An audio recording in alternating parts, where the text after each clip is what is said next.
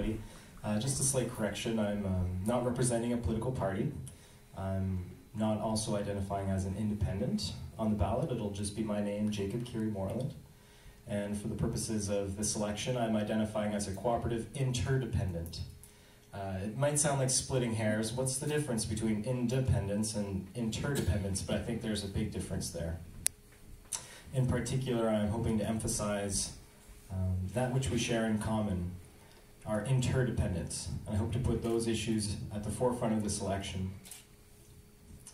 I grew up on a farm near Bass Lake, just west of Aurelia, and I went to Marchmont Public School and then ODCVI, and I worked for a number of years as a dishwasher, no frills, at the call center at Teletech, and I spent time cutting grass, lawn care for people, and I found myself looking for opportunities as a young person here in Simcoe North, and not quite sure what I wanted to do with myself. A lot of my friends were moving out of the riding, moving to large cities looking for work and employment and school. And so I left as well, and I went and I studied at the University of Toronto, where I graduated with distinction in philosophy and sociology.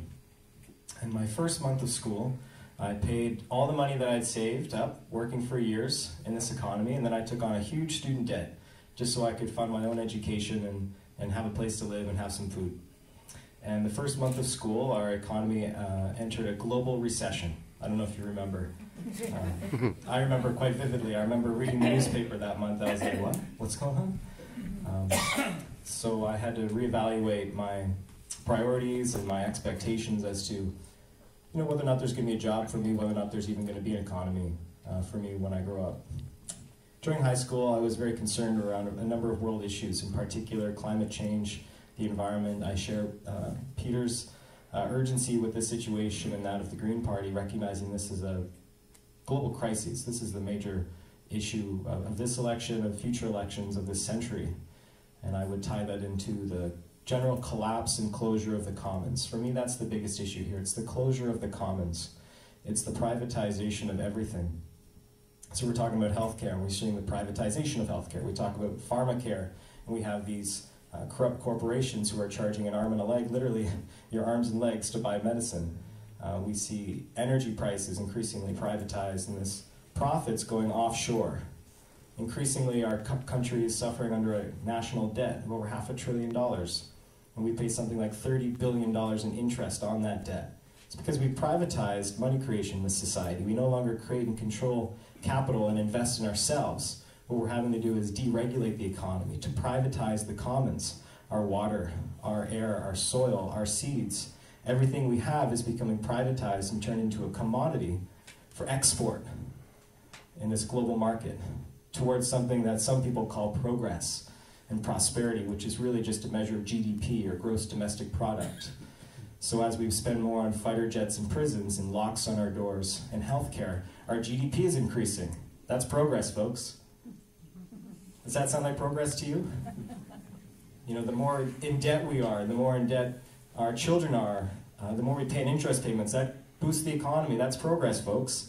And I look at other measures of progress and other measures of well-being. And so I focus this time, because of a lack of leadership at all levels of government and society, I've resorted to direct action, to doing the best that I can with what I have, with the people around me. And so the last 7 years I've been working on a network of community gardens around Aurelia, around the city of Toronto where I lived and worked, around the country, around the world, and supporting a global movement to transition our society off of fossil fuels, to localize our economies, to become resistant to these global challenges, whether it's climate change or global economic instability, or increasingly the mass displacement of human beings because of this disruption to our living systems. This is just the beginning, folks. As a young person living on this planet, I'll actually have to live with the decisions I make. I'll have to live in this century.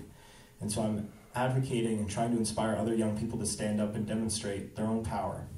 And in this process, I've been recognized across the country as a top environmentalist under 25. I came number 7. Although environmentalism, I don't think, should be a competition. I came right behind David Suzuki's grandson.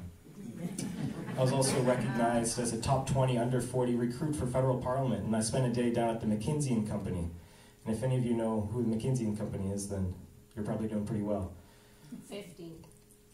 And so, again, I'm not here to represent a political party. Nobody's telling me what to tell you. What I'm trying to do is to engage you in discussion, to build democratic forums so that we can come together to unleash the collective wisdom and power of our community, localize our economy and democracy, and empower each other.